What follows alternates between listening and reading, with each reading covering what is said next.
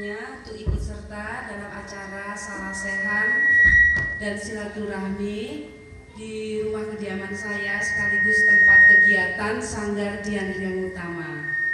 Kebetulan dari pihak BNN, acara ini adalah Salasehan dalam rangka memberikan pembekalan kepada kita semua yang ada yang suka beksi, ada yang pemain lenong, ada yang penyanyi, ada yang teater.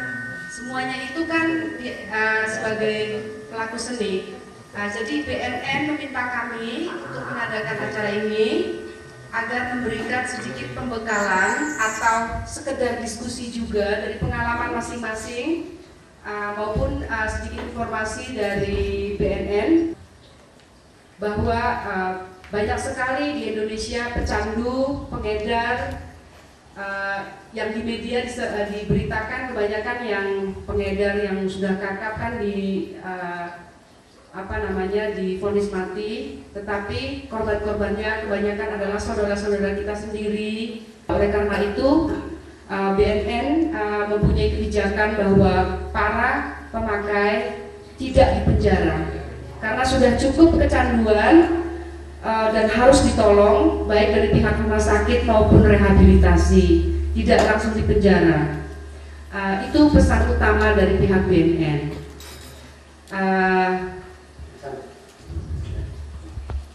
Dengan demikian mudah-mudahan kita bisa 2 jam atau 1,5 jam ke depan ada Salasehan, ada diskusi sedikit, ada yang mau cerita, ada yang mau sharing mengenai pengalamannya dengan keluarga yang pernah kena narkoba, silakan.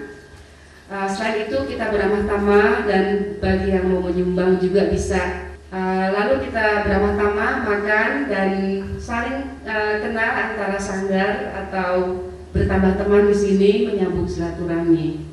Sekali lagi saya mohon maaf apabila ada kekurangan dan mengucapkan 1000 terima kasih kepada teman-teman atas kedatangannya. Dan dengan ini saya membuka dengan resmi gebuk nggak nih?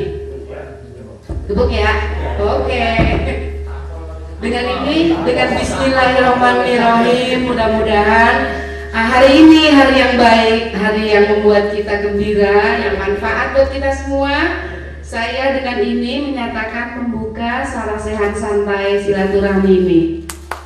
Bismillahirrahmanirrahim.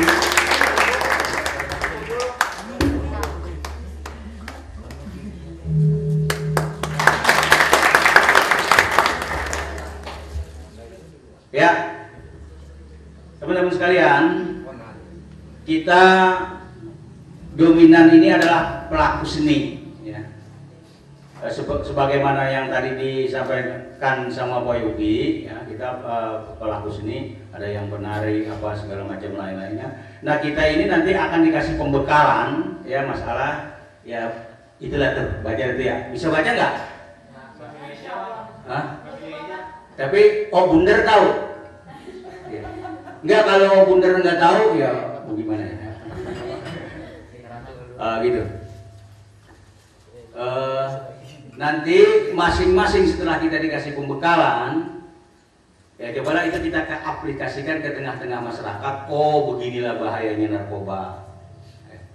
Kalau yang saya tahu, narkoba itu kalau sudah masuk pemakai, lanjut mati, berhenti juga mati. Makanya kalau masih pada mau hidup, jangan coba-coba dah, sudah. Berhenti aja mati kita, lanjut mati juga. Itu sudah bukti ya. Ada ini saya kasih ilustrasi sedikit. Saya punya teman, orang keluarga lumayan. Ini betul-betul terjadi di kejadian, Bu. Bukan dongeng yang saya karang-karang, bukan ya. Jadi saya punya teman ini orang lumayan lah. Kontrakannya itu ada 50 pintu. Orang ada lah gitu. Diam-diam, dia orang Betawi.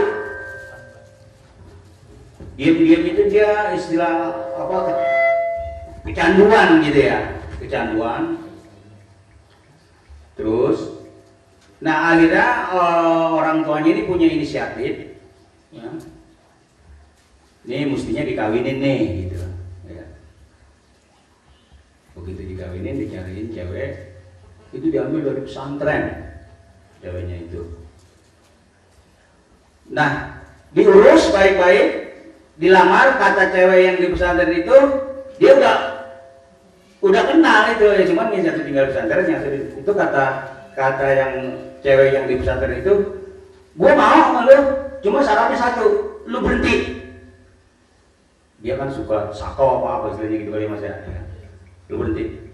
Ya karena itu udah keputusan orang tua, terus keluarga dua-duanya keluarga setuju, terimalah laki-laki itu. Oke ya, gue berhenti, langsung pernikahan. Waktu itu saya ngisi palang pintu, ngisi juga topeng belantek di pesta di pestanya itu. Dapat 3 bulan saya dapat kabar yang laki itu meninggal. Karena pada saat dia sakau apa itu kan dia udah lihat berhenti mas, berhenti total. Wah pada saat itu kok guling-guling apa tuh, ya akhirnya mati. Itulah ini contoh benar-benar kejadian dan ada, cuman saya nggak sebutkan namanya dan kalau lokasinya barangkali itu di daerah Al Mubarok ya, samping sekolah, belakang sekolah, itu lokasinya di situ. Nah itulah makanya yang tadi saya sebut. Berhenti mati, lanjut juga mati. Oleh karena itu, sebagai sedikit ilustrasi dari saya, jauhilah itu. Jangan coba-coba mengarah ke situ. Nah, sebab itu sangat berbahaya. Belum dari sisi-sisi lain, seperti yang diungkapkan sama Mpok Yopi tadi, kebanyakan kan sekarang ini kalau ada orang mengarah ke narkoba itu, oh cakep, lapor polisi, ditangkap. Nah ini BNN punya maksud jangan begitu. Cobalah kalau yang pemakai ya direhab, dirawat, itu BNN ntar bertanggung jawab masalah itu. Assalamualaikum warahmatullahi wabarakatuh. Waalaikumsalam warahmatullahi wabarakatuh. Alhamdulillah, alhamdulillahilladzi arsala rasulahu bil huda wa dinil haq liyuzhirahu 'ala dini kullihi wa kafa billahi syahidan ma ba'du. Puji serta syukur kepada Allah Subhanahu wa taala yang memberi kita nikmat sehat iman, nikmat sehat walafiat, nikmat jauh dari narkoba, nikmat jauh dari hutang. Insya Allah nih orang-orang di sini kelihatannya jauh dari hutang. Amin. Aminnya gede banget kalau soal hutang. Salawat serta salam kita junjungan kepada Nabi besar kita Muhammad Sallallahu Alaihi Wasallam. Beliau adalah Nabi yang ketika di bulan suci Ramadan diberi mukjizat Al-Quran, sebuah pedoman hidup umat manusia dari zaman dunia hingga akhirat nanti. Bentar lagi kita Ramadan. Pertama saya ingin mengucapkan mohon maaf lahir dan batin bila ada kata yang salah, tindakan yang salah.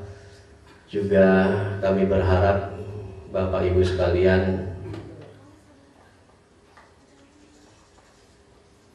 lebih menggalakkan pengajian di lingkungan masing-masing. Karena yang saya dengar setiap mau datang bulan suci Ramadan, hal yang kita dengar rame-rame itu adalah penutupan pengajian. Betul nggak Bapak-Bapak Ibu-Ibu? Di sana sini kita dengar penutupan pengajian, di sana penutupan pengajian, di sebelah barat penutupan pengajian, sebelah utara. Selamat datang pada Bapak dari BNN.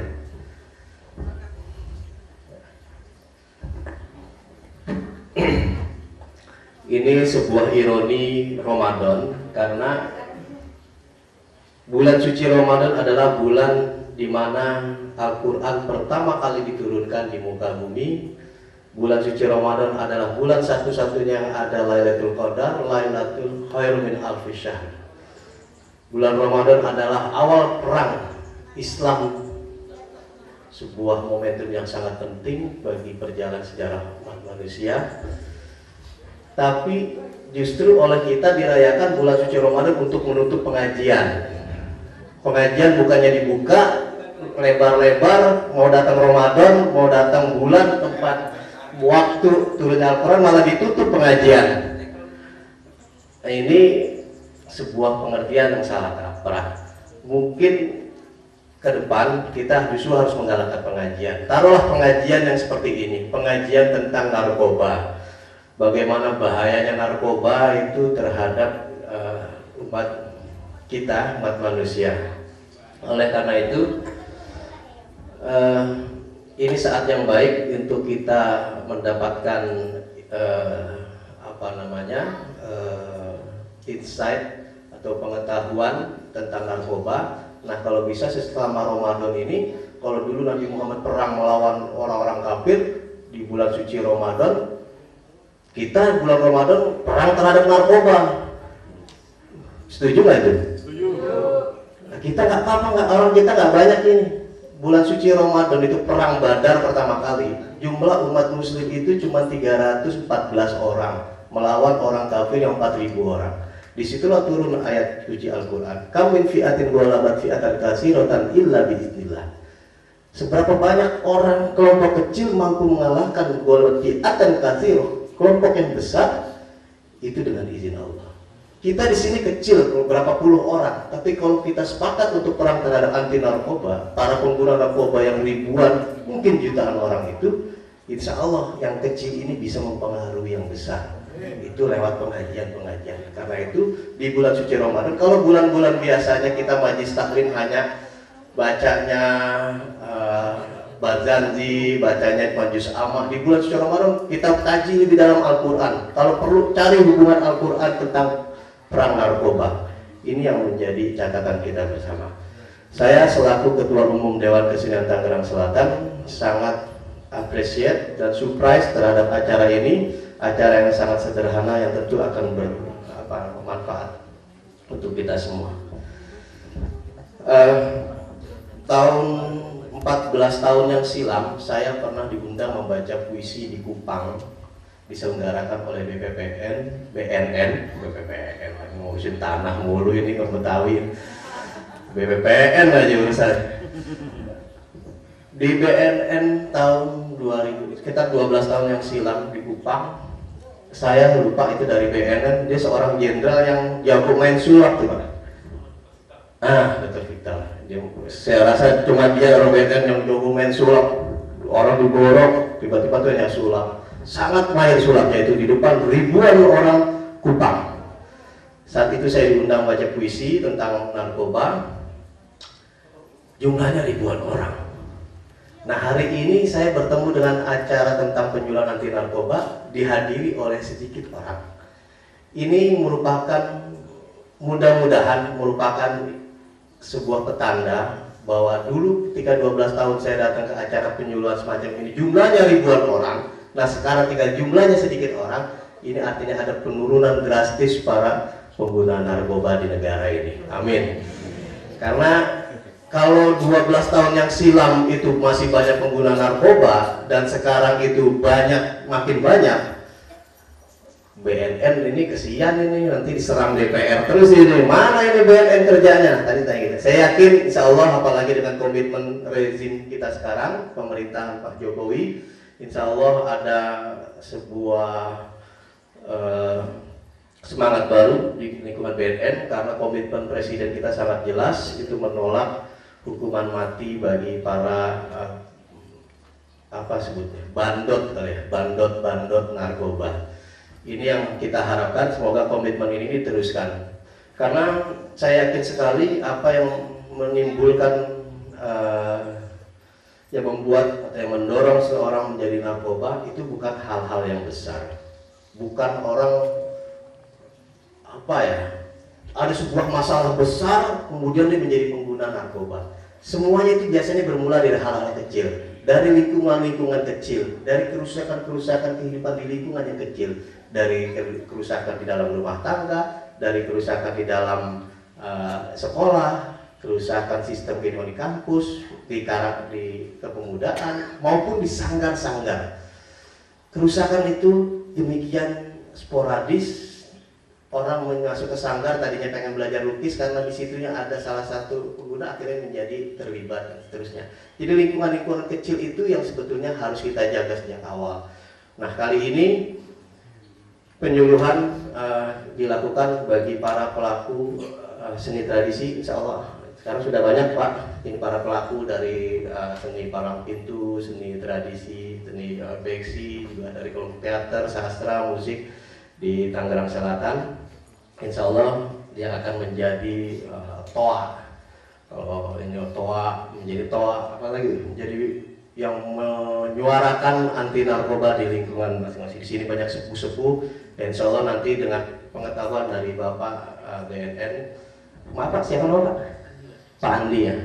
Terima kasih sekali Pak Andi sudah berkenan hadir. Insya Allah nanti pengetahuan dan masukan update data tentang para pengguna narkoba, update data tentang cara penanggulangan narkoba, kita support. Kalau bisa bagi para pelaku kesenian itu kita bisa mungkin bermitra untuk metode apa namanya semacam trauma healingnya bagi para pelaku narkoba. Saya yakin di kesenian itu punya cara-cara tersendiri untuk mengatasi para pengguna narkoba. Itu saya yakin, mungkin belum ketemu caranya, tapi kalau sudah ada kerjasama yang baik antara BN dan pelaku seni tradisi, mudah-mudahan aja orang yang tadinya lagi sakau diajak ngelenong, sakau juga ngelenong, ngomong aja sembarang. Namanya orang lenong ngomong sembarangan aja. Mana lu tong? Diajak main lenong, nyambung juga dia lagi sakau. Mau kawin sekarang, mau kawin tuh mau menjadi presiden, lagi sakau ya ngomong ngalor gitu. Ditimparin lagi sama orang lenong, nyambung dia berdua. Lama-lama entah orang lenongnya jadi ketularan narkoba, atau orang narkoba yang jadi sadar gara-gara main lenong. Ini sebuah interaksi yang diperlukan bagi para pengguna narkoba dengan para pelaku seni tradisi. Insya Allah kita akan menemukan hikmahnya dari pertemuan ini, sebagaimana kita berharap ada hikmahnya di bulan suci Ramadan. Demikian sepatah kata dari saya. Billahi taufiq wal hidayah. Assalamualaikum warahmatullahi wabarakatuh.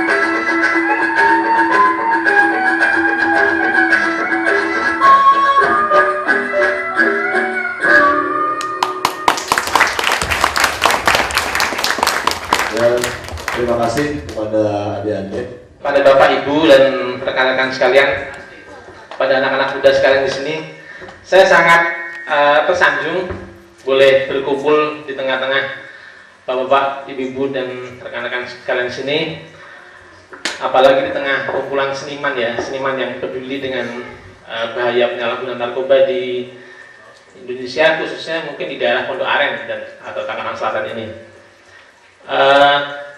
Karena tadi sudah diterangkan lebih jauh oleh Pak Aziz, saya di sini memperkenalkan singkat saja. Nama saya Andi Sardono.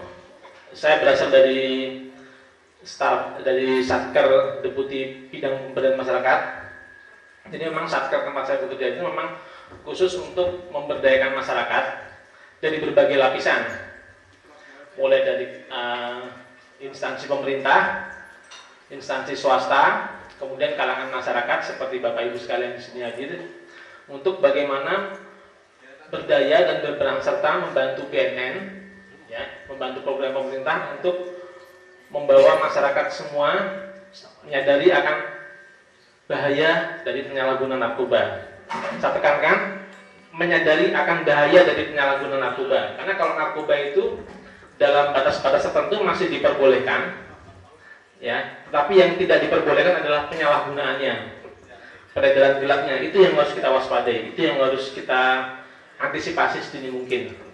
Nah, kehadiran saya di sini seperti yang tadi sudah dituturkan oleh Pak Aziz, ingin menggugah kesadaran dan kewaspadaan dari para pelaku seni di daerah Pondok Aren ini untuk bersama-sama bagaimana sih cara kami nanti di sini untuk bisa menyampaikan pesan-pesan anti narkoba di tahun 2015 ini. Sebelumnya perlu saya sampaikan di sini ya, bahwa di tahun 2015 ini Pak Jokowi sudah mencanangkan bahwa Indonesia darurat narkoba. Nah, implementasi di lapangan adalah bahwa BNN mengemban amanat untuk menyampaikan kepada kalangan masyarakat tanpa pandang bulu, tanpa memandang kelas, suku, agama dan ras, bahwa penyalahguna atau pengguna narkoba itu sudah bukan saatnya lagi di penjara, tapi lebih baik direhabilitasi. Tahun ini target dari BNN adalah 100.000 penyalahguna narkoba harus masuk panti rehab. 100.000 itu tersebar di 33 provinsi. Jadi masing-masing BNNP di bawah BNN pusat itu sudah diberikan anggaran untuk bisa menjangkau pengguna-pengguna narkoba di semua kalangan untuk dibawa ke panti rehab. Panti rehab yang dikelola BNN itu sampai sekarang masih terbatas. Di Rido ada satu, kemudian di Batam ada satu, di Kalimantan Timur, kemudian di Sulawesi Selatan ada satu. Selebihnya dikelola oleh swasta. Nah, untuk bisa menjangkau 100.000 penyalahguna narkoba direhabilitasi, BNN menggandeng kerjasama dengan beberapa rumah sakit pemerintah, baik TNI atau Polri, untuk membangun institusi penerima wajib lapor atau IPWL. Nah, bagaimana IPWL itu dan bagaimana cara kita bisa menjangkau para penyalahguna narkoba ini? Mari kita sama-sama saksikan dari tayangan materi ini.